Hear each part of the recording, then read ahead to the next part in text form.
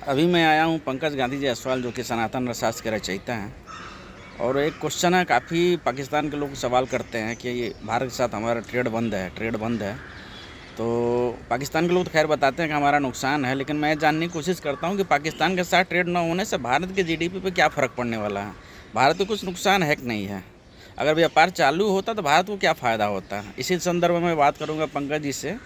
और एक पाकिस्तान के हवाले से हम बात करना चाहेंगे, बताइए सर। देखिए, वो तो बहुत जनरल रूल होता है। जितने भी ट्रेड काउंटर हैं ना, जितना ज़्यादा ट्रेड काउंटर होंगे आप उतना माल बेचोगे। एक टेरिटरी आपको मिल गई।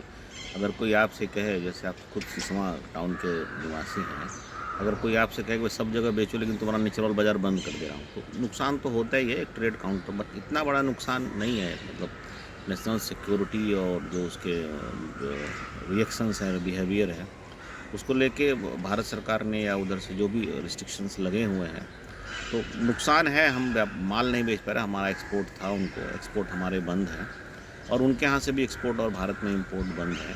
तो बहुत बड़ी बड़ी मात्रा नहीं है, बहुत मटेरियल इम्पैक्ट नहीं आया है। खुल जाएगा तो ठीक है, एक पुराना संबंध है। हमारे जो रहन सहन, खान पान, ये सारी चीज़ें एक हैं।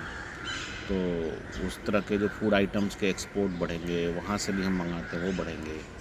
तो वो नेचर मिलता है खाने पीने का, रहन सहन को लेकर। उस सब चीज़ों में हमारे व्यापार बढ़ेंगे, थोड़ा कम्युनिकेशन बढ़ेगा। और भारत, पाकिस्तान, बांग्लादेश और जो भारत के पूर्व अखंड भारत के देश हैं, अगर वो भारत मंडलम जैसी हम किसी कल्पना को साकार करते हैं, और जैसे आपका ब्रिक्स देश हैं यूरोप में, उन्होंने आपस में एक कम्युनिटी बना ली है और उनकी एक आपस में करेंसी एक्सचेंज होती है, तो अपने आप में एक बड़ी सिनर्जी है जिसको अभी बंद कर दिया गया है। तो हमारी अगर ये सारे जो है भारत मंडलम के देश अगर एक साथ आ जाएं, तो दुनिया में मुझे लगता है कि इकोनॉमी को रूल करेंगे। क्योंकि अब पॉपुलेशन में भी ये जो है, हमारी पॉपुलेशन अगर हम Bharat, Pakistan, Bangladesh, Myanmar, Malaysia, Singapore, Sri Lanka, Bhutan, इन सब देशों को मिला के देख लें, तो पॉपुलेशन भी हम जो है काफ़ी, हमको लगता है कि हम चाइना से ऊपर हो जाएंगे, और 200 करोड़ प्लस की पॉपुलेशन हो जाएगी अगर इन सब कंट्री को देख जोड़ लेते 200 प्लस। तो कंज्यूमर भी हम बहुत बड़े हो जाएंगे, मैन्युफैक्चरर भी हम बहुत बड़े हो जाएंगे, और जो है सिनर्जी डेवलप होगी। इवन न्यूक्लियर पावर में भी हम दुनिया में रूल करने, तो बहुत सारी सिनर्जी डेवलप हो सकती है।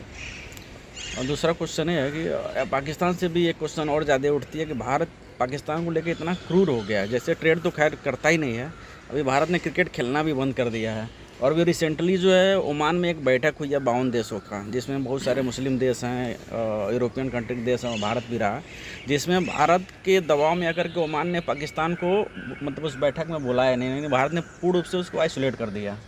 तो भारत इतना क्रूर क्यों हो गया पाकिस्तान को भारत लेकर के? क्रूर नहीं हुआ है, पाकिस्तान की हरकत ऐसी है। पाकिस्तान के लोग ठीक हैं, अच्छे हैं, वो इंडिया से जुड़े हुए हैं, तो हम्म, उनको लगता है कि भाई पुरखों का घर है ये, तो हम तो पुरखे हैं उनके। तो भारत क्रूर नहीं हुआ है, हम्म, उनके हरकतें ऐसी है। एक तो वहाँ पे कभी डेमोक्रेटिक स्ट्रक्चर इस्टेब्लिश नहीं हुआ। आफ्टर जिन्ना, हम्म, जिन्ना के मरने के बाद जो है हम्म, वो आर्मी को जब एक बार सिविल एडमिनिस्ट्रेशन मिला और पावर में आए, उसके बाद वो रूल ही करते रहे, तो कभी एक स्टेबलाइज कंट्री नहीं हो पाया। हम्म, और वो इंडिया अगेंस्ट इंडिया सेंटिमेंट को भुनाते हुए वो अक्सर जो है रूल करते हैं पाकिस्तान हम्म, में।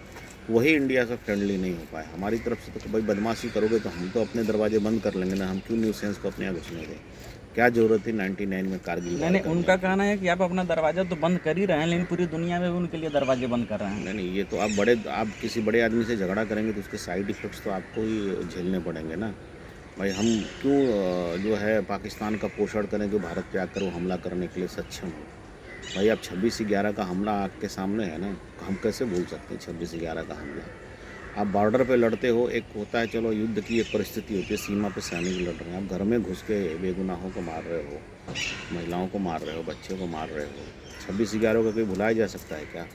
खाली हम पाकिस्तान से जब भी बात करें और 26/11 को सामने रख दें तो बातचीत बंद हो जाएगी। इतनी बड़ी घटना थी।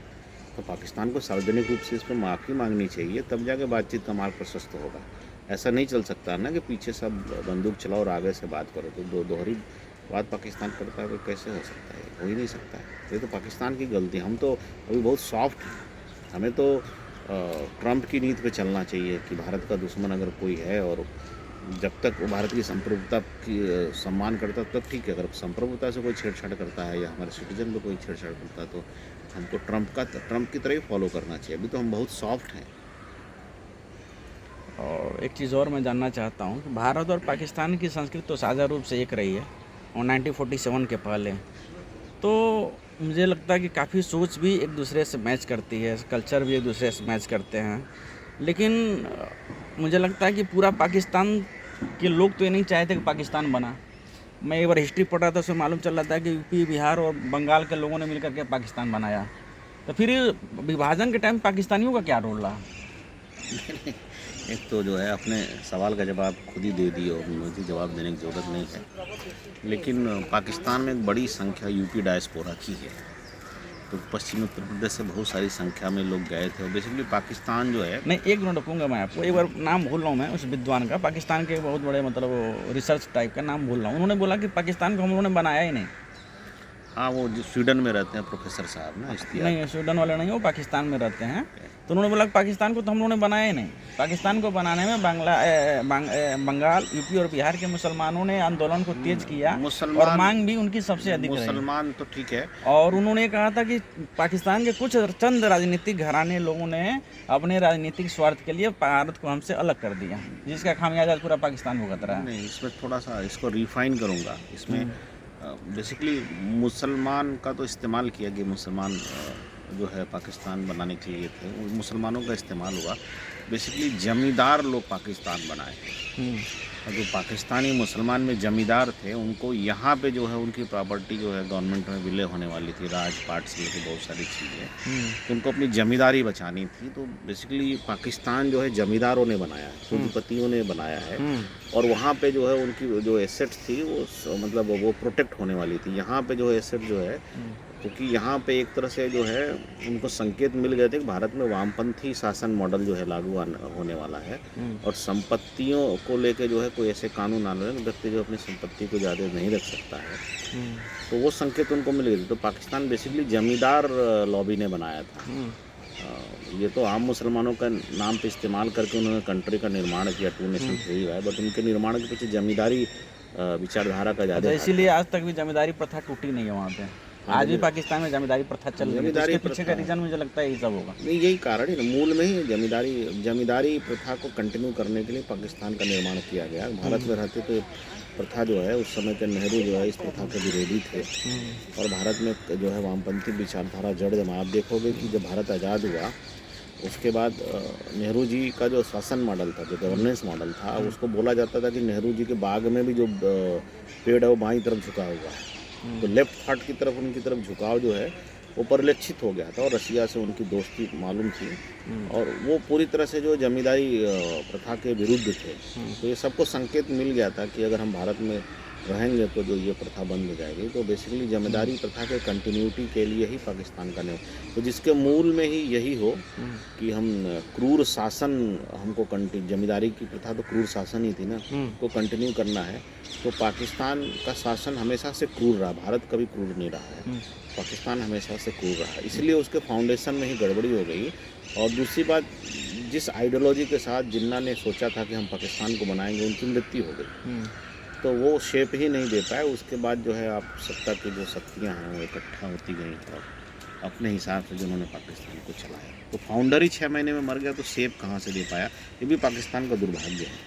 अच्छा, मेरा लास्ट क्वेश्चन, आप तो भारतीय जनता पार्टी से जुड़े हैं और उत्तर प्रदेश सरकार को। ऐसा मत बोलो, मैं इंडिपेंडेंट हूँ आज भी। हाँ, मतलब आप अपने पार्टी से नहीं, मैंने कोई सदस्यता नहीं ली है। हाँ, मुझे लगता है कि भाजपा अच्छा काम कर रही है। अच्छा, फिर भी आप सरकारों को समय समय पर अपनी सलाह देते रहते हैं, तो मैं चाहता हूँ पाकिस्तान को कुछ सलाह दीजिए।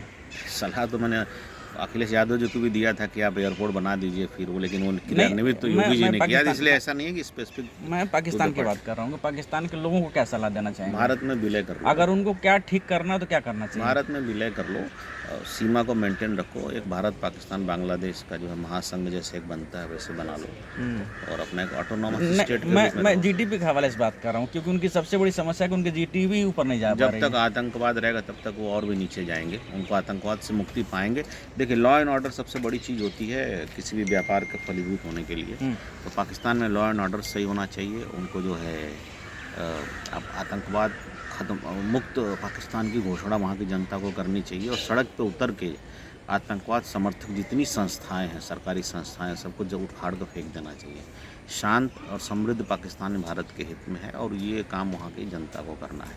तो पाकिस्तान को जो है ना एक और क्रांति की ज़रूरत है। अंग्रेज गए और अंग्रेजियत वाले कब्जा पे आ गए, तो ये जो नए अंग्रेज हैं उससे मुक्ति के लिए पाकिस्तान में एक नए स्वतंत्रता संग्राम की आवश्यकता है। बहुत बहुत धन्यवाद आपका बेहतरीन सलाह देने के लिए।